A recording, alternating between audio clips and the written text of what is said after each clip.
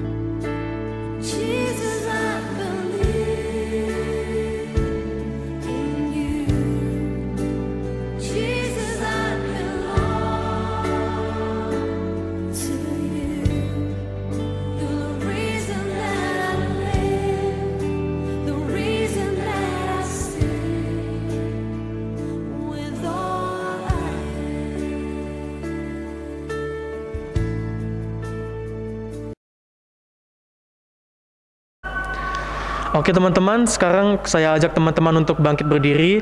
Kita sama-sama menyanyikan Mars Pelkat Gerakan Pemuda.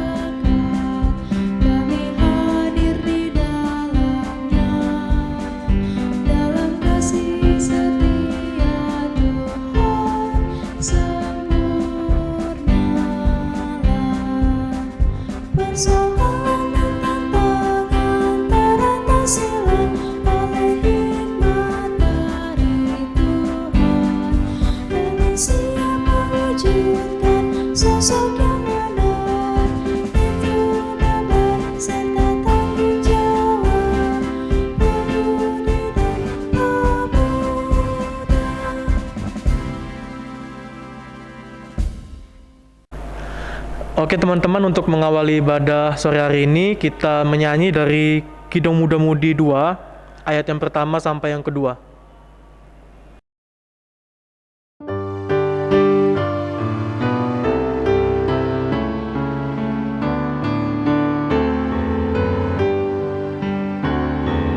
Bapa di sorga mengasihiku, aku senang dan mengucap syukur, kabar gembira tentang kasih-Nya dapat ku baca dalam Alkitab.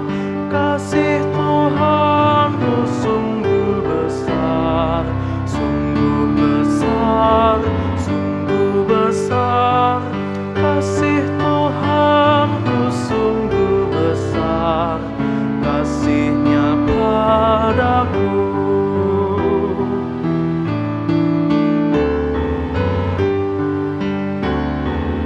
Walaupun aku berjalan sesat, Yesus menanti diriku tetap, dan ku kembali ke pangkuannya, karena ku ingat kasih-Nya mesra. Kasih Tuhanku sungguh besar, sungguh besar, sungguh besar. Kasih Tuhanku sungguh besar, kasih-Nya padaku.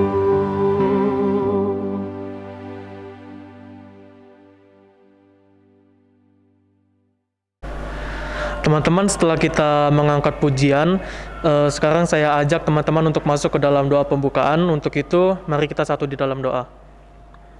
Allah Bapa kami yang bertata di dalam kerajaan surga, terima kasih Tuhan karena pada sore hari ini Engkau kembali mengumpulkan kami ya Tuhan, meskipun di kediaman kami masing-masing, untuk kembali melaksanakan ibadah gerakan pemuda kami yang perdana di tahun 2022 ini ya Tuhan. Kiranya ya Tuhan, ibadah kami ini dapat Engkau sertai, Engkau berkati ya Tuhan, agar dapat berjalan dengan baik dari awal, pertengahan hingga pada akhirnya ya Tuhan. Biarlah hanya nama-Mu yang dimuliakan di dalam jalannya ibadah kami ini ya Tuhan Yesus. Serta ibadah kami agar kiranya Roh Kudus dapat memimpin kami untuk beribadah sesuai dengan kehendak-Mu. Terima kasih Tuhan Yesus, hanya di dalam nama-Mu, Tuhan Yesus Kristus, kami telah berdoa. Amin.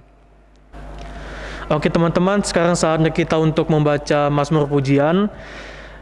Sore hari ini Mazmur Pujian kita terdapat dari Mazmur 89 ayat 47 sampai dengan yang ke-53. Mazmur 89 ayat 47 sampai 53, beginilah firman Tuhan. Berapa lama lagi ya Tuhan, Engkau bersembunyi terus-menerus? Berkobar-kobar murka-Mu laksana api. Ingatlah apa umur hidup itu, betapa sia-sia Kau ciptakan semua anak manusia. Siapakah orang yang hidup dan yang tidak mengalami kematian, yang dapat meluputkan nyawanya dari kuasa dunia orang mati?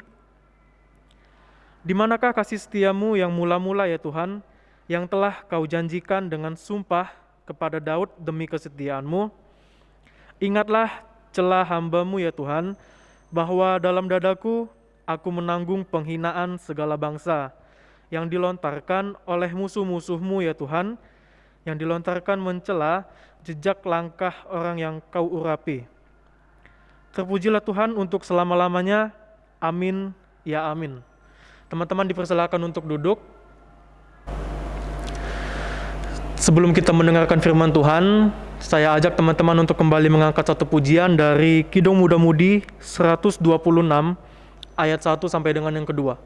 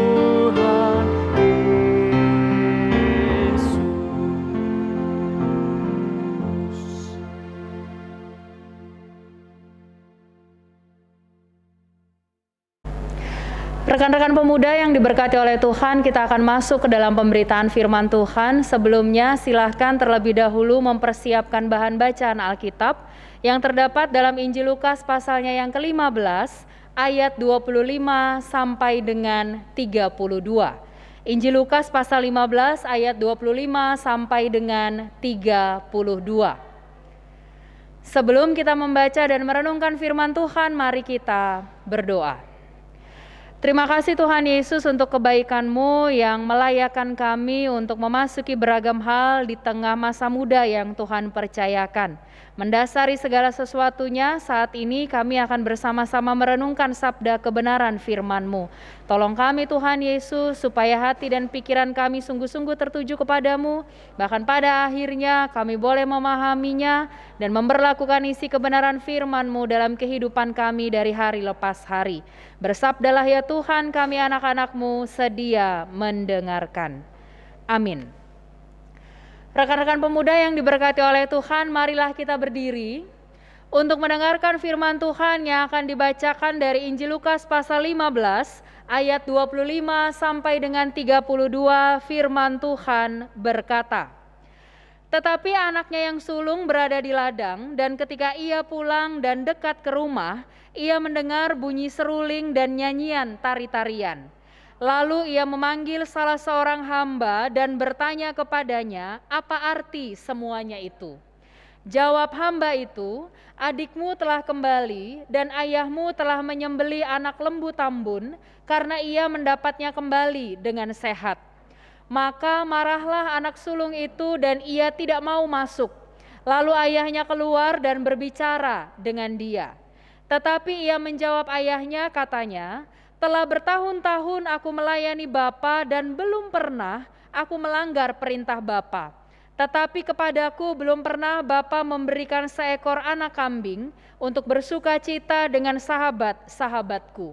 Tetapi baru saja datang anak Bapa yang telah memboroskan harta kekayaan Bapa bersama-sama dengan pelacur-pelacur, maka Bapa menyembeli anak lembu tambun itu untuk dia. Kata ayahnya kepadanya, anakku, engkau selalu bersama-sama dengan aku, dan segala kepunyaanku adalah kepunyaanmu. Kita patut bersuka cita dan bergembira, karena adikmu telah mati dan menjadi hidup kembali. Ia telah hilang dan didapat kembali." Demikianlah pembacaan Alkitab. Berbahagialah setiap orang yang mendengarkan firman Tuhan dan yang melakukannya.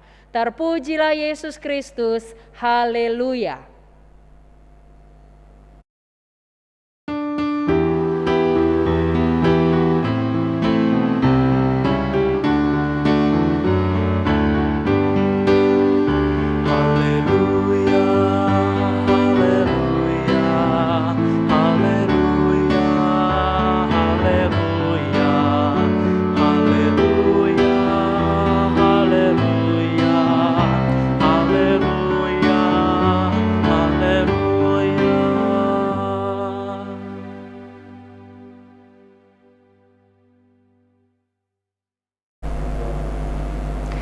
Shalom, rekan-rekan pemuda yang diberkati oleh Tuhan. Berbicara tentang rasa iri ataupun cemburu, pastilah ada dalam diri setiap orang. Katakan saja ada rasa iri atau cemburu dalam keluarga. Misalnya ketika kita melihat bahwa perlakuan orang tua terhadap kita ataupun terhadap kakak ataupun adik kita ternyata berbeda. Ada yang katakan, papa mama lebih sayang adik daripada aku. Atau mungkin papa mama lebih memberikan hak istimewa kepada kakak atau abang ketimbang kepadaku. Itu baru dalam keluarga, saudara. Belum lagi ketika kita bicara rasa iri atau cemburu dalam relasi dengan pasangan kita masing-masing. Yang punya pacar, yang punya teman dekat, pasti pernah diperhadapkan dengan rasa iri ataupun rasa cemburu. Belum lagi ketika kita diperhadapkan dalam dunia pendidikan atau kerja. Kalau ada rekan kerja ataupun teman di sekolah ataupun di bangku perkuliahan yang ternyata mungkin dapat nilai yang lebih baik atau berprestasi jauh lebih baik, mungkin terbersit dalam hati dan pikiran kita masing-masing, meskipun mungkin tidak banyak ya, tapi ada sedikit mungkin terbersit rasa cemburu. Kemudian kita katakan dalam hati kita, kok dia bisa jadi jauh lebih baik ya daripada aku? Kenapa aku cuma dapat sedikit? Kenapa aku cuma berprestasi sedikit, sementara dia prestasinya sangat luar biasa? Rekan-rekan pemuda yang diberkati oleh Tuhan, sebenarnya kita mau lihat bersama-sama dalam pemberitaan firman Tuhan malam hari ini. Apa kata Alkitab tentang rasa iri atau rasa cemburu? Apakah Alkitab memperbolehkan kita punya rasa iri atau rasa cemburu? Atau apakah kekristenan itu memaklumi ketika rekan-rekan pemuda secara khusus dihantui rasa iri atau rasa cemburu, melihat keberhasilan orang lain atau melihat segala sesuatu yang ada di sekitar kita? Mari kita perhatikan bersama bacaan firman Tuhan pada saat ini. Injil Lukas pasal 15 ayat 25 sampai dengan 32, ini secara khusus berbicara mengenai perumpamaan tentang anak yang hilang. Dari ayatnya yang ke-25 sampai dengan 32, ini dikisahkan saudara-saudara. Jadi si bungsu yang disebut sebagai anak hilang, setelah dia pergi meninggalkan bapak, kakaknya bersama dengan segala harta kekayaan yang ada, bawa apa yang dia punya, warisan dari ayahnya, dan ketika sudah dihabiskan, berfoya-foya, dia tidak punya apa-apa lagi, akhirnya kembalilah si bungsu kepada bapaknya. Dan ketika si bungsu ini kembali kepada bapaknya, awalnya si bungsu ini sudah mempersiapkan kata-kata maaf gitu ya. Minta pengampunan dari bapaknya karena dia sudah menghabiskan harta kekayaan yang ada padanya, bahkan pulang dengan tangan kosong, tidak bawa apa-apa. Dan ternyata rekan-rekan pemuda yang diberkati oleh Tuhan, si bungsu ini nampak terkejut luar biasa ketika ia sampai di hadapan bapaknya, dan ternyata bapaknya ini nggak marah gitu. Tapi apa yang terjadi? Bapaknya sungguh bersukacita, bahkan mempersiapkan satu pesta besar. Dia diberikan pakaian yang indah, dipakaikan sepatu yang bagus, bahkan diadakan sebuah pesta besar dengan memotong anak domba yang sangat tambun atau sangat gemuk. Jadi seperti diadakan sebuah pesta penyambutan besar-besaran, karena akhirnya si bungsu, anak yang hilang itu telah kembali. Ternyata rekan-rekan pemuda ketika sedang dalam persiapan untuk mengadakan pesta yang besar, ada tari-tarian yang dilakukan, ada puji-pujian, bahkan suara musik yang berdentum kencang, si sulung ini bertanya kepada salah satu hamba yang bekerja di rumah bapaknya, "Suara apa itu? Apa yang sedang terjadi? Kenapa ramai sekali?" Akhirnya sang hamba katakan, "Adikmu sudah pulang." Lalu kemudian apa yang terjadi saudara? Si sulung ini marah gitu. Si sulung berkata kepada bapaknya, kok sederhananya ya saudara, si sulung katakan seperti ini, kenapa dia yang sudah pergi dari rumah, dia yang sudah habiskan uangmu untuk berfoya-foya dengan para pelacur-pelacur dan kemudian pulang dengan tangan kosong, kok disambut dengan sukacita, diadakan pesta lagi. Aku ini loh gitu ya. Si sulung ini setiap saat selalu ada sama-sama dengan bapak. Tidak pernah melanggar perintah, tidak pernah melawan, bahkan berusaha untuk melakukan yang terbaik kepada bapaknya. Saya aja gak pernah dipotongin kambing domba yang tambun.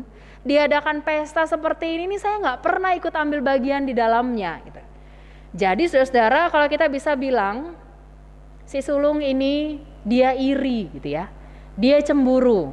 Kenapa adiknya yang jelas-jelas lakukan satu kesalahan besar kok dibikinin pesta? Sedangkan si sulung yang berusaha bekerja dengan sangat giat untuk menyenangkan hati bapaknya, gak ada penghargaan apapun gitu. Jadi satu kemarahan besar, satu rasa cemburu yang besar. Lalu kemudian yang menarik, firman Tuhan mengatakan respon daripada sang bapa ini sangat luar biasa. Responnya katakan di ayatnya yang ke-31 dan 32. Secara khusus ayat 31 katakan. Kata ayahnya kepadanya, "Anakku, engkau selalu bersama-sama dengan aku dan segala kepunyaanku adalah kepunyaanmu." Ini mau mengatakan bahwa sebetulnya anak sulung ini dia punya segala sesuatunya karena dia selalu ada bersama-sama dengan ayahnya. Tapi ternyata hal ini tidak didasari atau hal ini tidak disadari oleh si sulung. Kenapa? Karena ternyata si sulung ini sibuk cari muka sama ayahnya. Gitu. Jadi apapun yang dia lakukan ketika ada bersama-sama dengan bapaknya, itu ternyata tidak dilakukan dengan sebuah ketulusan hati. Dia lakukan segala tugas tanggung jawabnya, si sulung ini ya. Dia bekerja keras, tidak pernah melanggar perintah ayahnya, bekerja dengan sangat baik, ternyata tidak dilakukan dengan sebuah ketulusan hati gitu. Orang katakan ada udang di balik batu gitu. Dia kerjakan segala sesuatunya hanya untuk cari muka kepada bapaknya. Jadi dia tidak pernah merasa bahwa apa yang dia kerjakan selama ini itu akan jadi bagiannya gitu. Yang ada di pikirannya adalah ketika dia tidak pernah melawan bapaknya, melakukan segala tugas dan tanggung jawabnya, nanti pasti ada hadiah yang diberikan. Ini yang pertama. Kemudian ayat yang ke-32 katakan, kita patut bersukacita dan bergembira karena adikmu telah mati dan menjadi hidup kembali. Ia telah hilang dan didapat kembali. Jadi ketika dikatakan si anak bungsu ini sudah mati, maka anak bungsu ini mati karena dosa. Tapi sekarang ia kembali untuk bertobat gitu. Jadi ayahnya itu bersyukur kepada Tuhan dan bukannya memberi perlakuan khusus kepada si bungsu. Jadi ini satu hal yang perlu digarisbawahi. Kenapa bapaknya ini bikin satu pesta besar-besaran? Ternyata bukan cuma untuk mensyukuri anaknya kembali gitu. Bukan untuk itu. Tapi dibuatlah satu pesta besar-besaran sebagai bentuk ungkapan syukur sang bapak kepada Tuhan. Karena Tuhan sudah mengembalikan anaknya gitu. Karena pada akhirnya anaknya yang semula hidup di dalam dosa akhirnya bertobat dan kemudian hidup seturut dengan kehendak Tuhan. Jadi rekan-rekan pemuda yang diberkati oleh Tuhan, dari bagian firman Tuhan ini kita mau diajak untuk merenungkan bersama-sama. Cemburu itu nggak apa-apa sebetulnya gitu ya.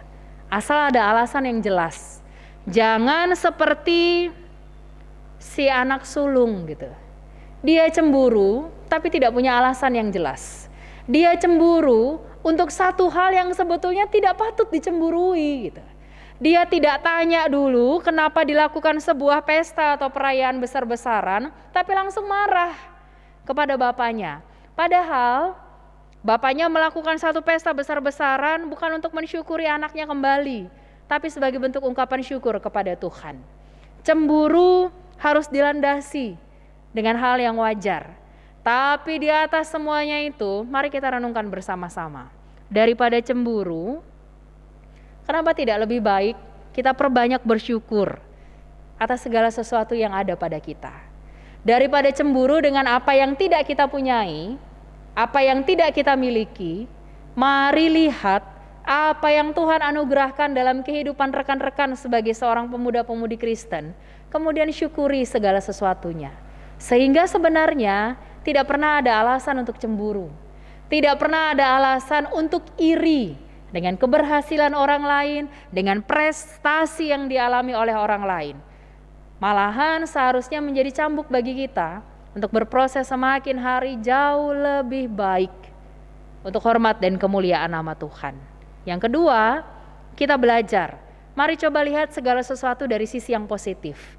Kalau segala sesuatu cuma dilihat dari sisi yang negatif, maka pada akhirnya kecemburuan itu berujung pada akar kepahitan.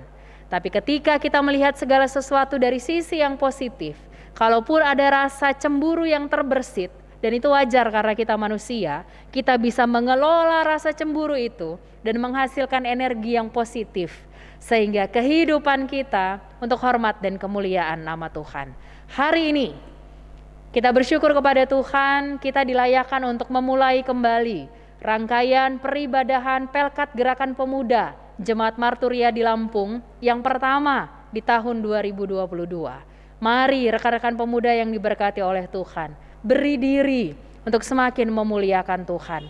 Angkat hati kita di tengah masa muda yang Tuhan anugerahkan, supaya sungguh-sungguh kita pakai untuk memuliakan Tuhan. Mari lebih semangat, mari semakin bergerak, supaya sungguh-sungguh persekutuan kita hanya untuk hormat dan kemuliaan nama Tuhan. Tuhan Yesus memberkati kita sekalian. Amin. Oke teman-teman, untuk merespon firman Tuhan yang barusan disampaikan oleh Ibu Pendeta, kita angkat kembali satu pujian dari Gita Bakti 69, ayat yang pertama sampai dengan yang kedua.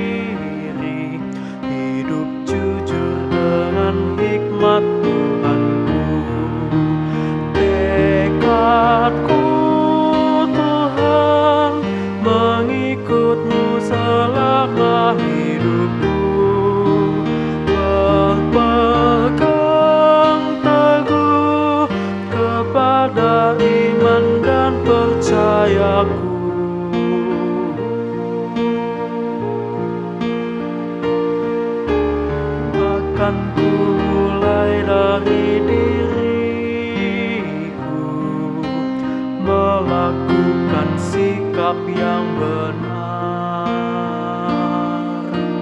Biarpun kecil dan sederhana, Tuhan dapat membuat jadi besar.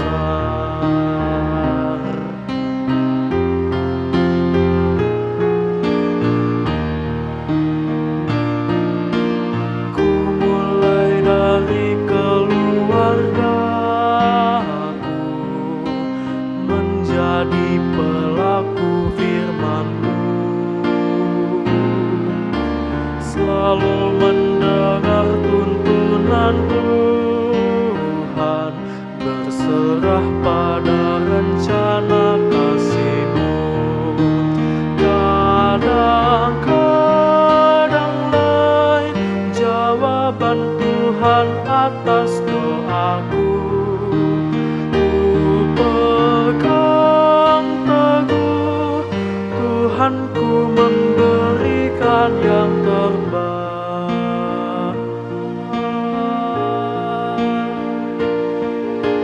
Ku mulai dari keluargaku, hidup memancarkan kasih-Mu.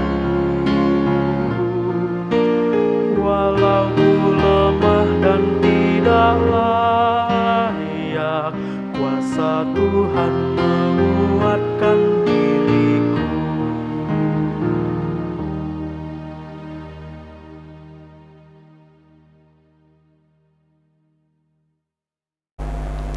Rekan-rekan pemuda yang diberkati oleh Tuhan, mari kembali merendahkan hati dan pikiran kita berdoa.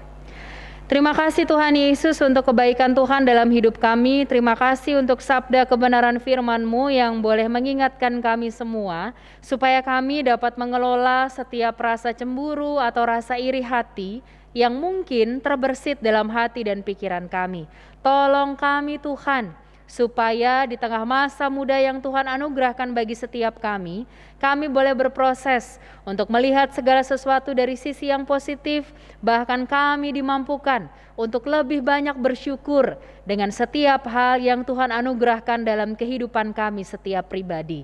Kami mohon ampun Tuhan Yesus, kalau mungkin dalam hidup ini kami lebih banyak cemburu, atau lebih banyak menaruh iri hati kepada orang lain ketimbang bersyukur atas beragam berkat Tuhan. Ajar kami untuk mengoreksi diri, ajar kami untuk memiliki satu tekad bahwa mulai dari saat ini sebagai pemuda-pemudi Kristen yang diberkati oleh Tuhan, kami mau lebih banyak bersyukur. Kami mau belajar untuk berpikir dari sisi yang positif, sehingga kehidupan kami sungguh-sungguh berkenan di hadapan Tuhan. Kami berdoa, menyerahkan kehidupan kami sebagai pemuda-pemudi Kristen. Kiranya Tuhan yang menolong, Tuhan yang memberkati kami dengan segala harapan, dengan segala kerinduan, dalam pendidikan, dalam pekerjaan, di tengah pergaulan. Kiranya Tuhan yang tutup bungkus memberkati segala sesuatunya, supaya apapun yang kami kerjakan, apapun yang kami lakukan, berkenan di hadapan Tuhan. Kami yang bergumul untuk beragam hal, pergumulan pribadi, kami yang bergumul untuk menempuh pendidikan yang jauh lebih tinggi, kami yang bergumul untuk menemukan pekerjaan, kami yang bergumul untuk mencari pasangan hidup. Kiranya Tuhan berikan hikmat dan jalan keluar, dan kami yakin Tuhan akan menjawab segala sesuatunya tepat menurut waktu dan caranya Tuhan. Tuhan Yesus tolong, kami juga memohon Tuhan yang berikan kami kesehatan, kekuatan, memampukan kami untuk menjaga kesehatan kami pribadi, juga orang-orang yang ada di sekitar kami. Kami serahkan kehidupan kami, orang tua, kakak adik, keluarga besar kami ke dalam tangan pengasihan Tuhan. Kami juga menyerahkan Pelkat Gerakan Pemuda Jemaat Marturia di Lampung. Tuhan berkati para pengurus supaya boleh terus melayani Tuhan dalam ketulusan, kejujuran, dan dengan kerendahan hati. Bahkan seluruh anggota Pelkat Gerakan Pemuda Tuhan berkati dalam kehidupan pribadi, dalam setiap hal yang ingin digapai untuk masa depan yang jauh lebih baik. Tuhan yang turut campur tangan di dalamnya. Kami bersyukur kalau hari ini kami boleh kembali memulai rangkaian ibadah Pelkat Gerakan Pemuda di tahun 2022.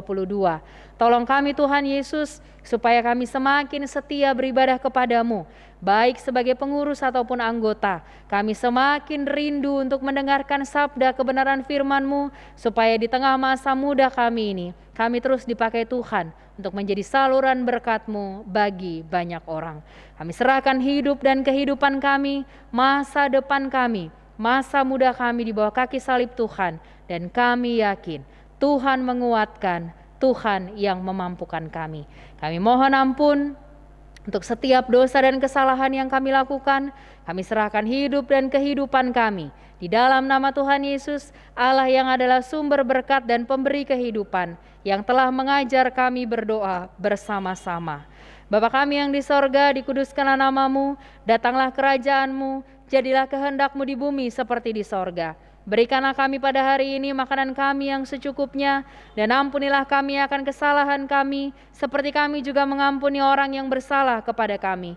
Dan janganlah membawa kami ke dalam pencobaan, tetapi lepaskanlah kami daripada yang jahat.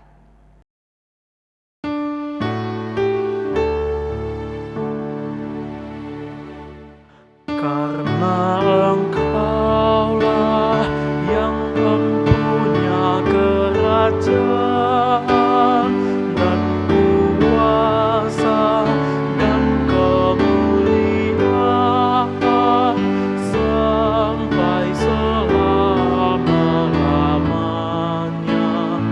Amin.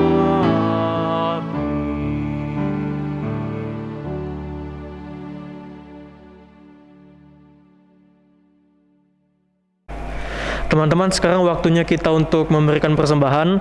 Teman-teman dapat menyiapkan persembahannya melalui aplikasi e-money yang nanti teman-teman dapat scan melalui barcode yang ada di layar monitor teman-teman masing-masing.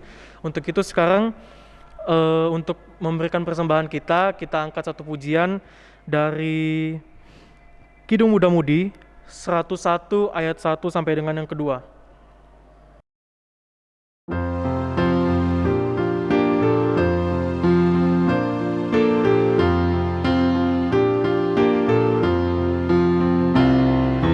Terima kasih ya Tuhanku atas hari pemberian-Mu, hari baru limpah rahmat dan dipenuhi oleh kasih-Mu.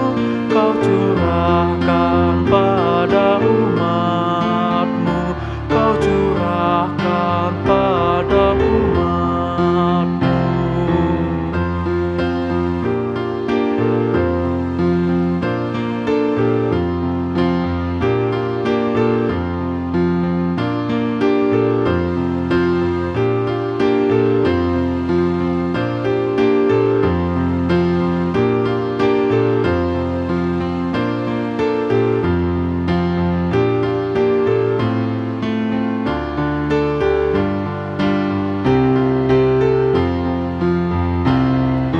Terima kasih atas waktu yang Dikau tawarkan padaku, agar dalam masa muda aku belajar tentang kasih-Mu yang besar dan mulia itu, yang besar dan mulia itu.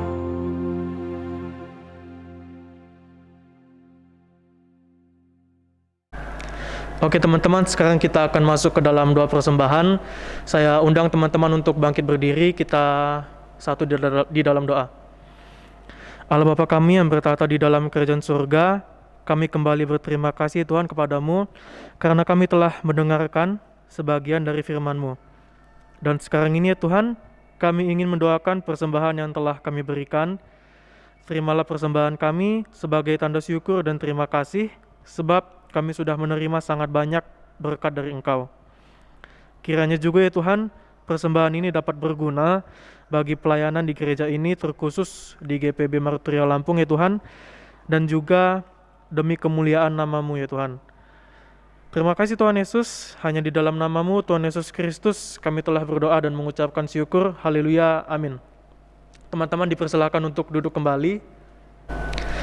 Oke teman-teman, sekarang kita akan memasuki Warta GP. Yang pertama, saya mengucapkan terima kasih kepada Ibu Pendeta Deina yang telah membawakan firman Tuhan pada sore hari ini. Kiranya Tuhan Yesus memberkati pelayanan Ibu Pendeta.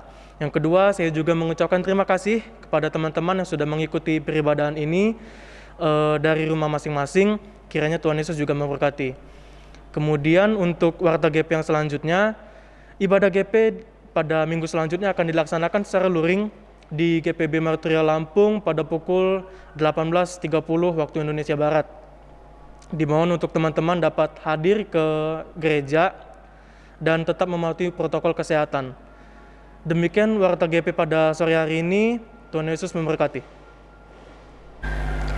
Rekan-rekan pemuda yang diberkati oleh Tuhan, mari kita berdiri. Kembalilah ke dalam kehidupanmu sehari-hari dengan terus menjadikan Tuhan sebagai dasar yang utama dalam kehidupan ini.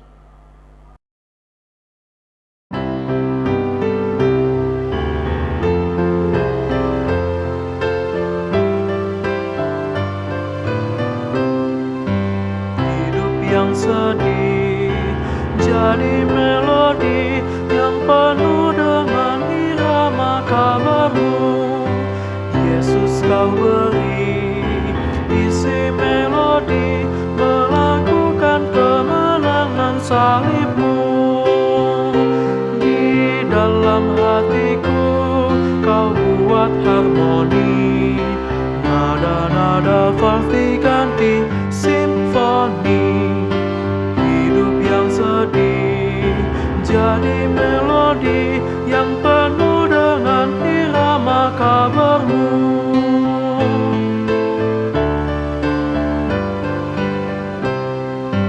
Hati yang bersih, muka berseri, mencerminkan bahwa jiwaku sembuh.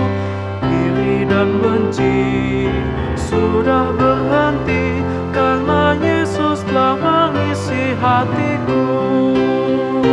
Dan kalau hidupku kena disharmoni, Yesuslah tetap memimpin simfoni. Hati yang bersih, muka berseri, mencerminkan bahwa diriku sembuh.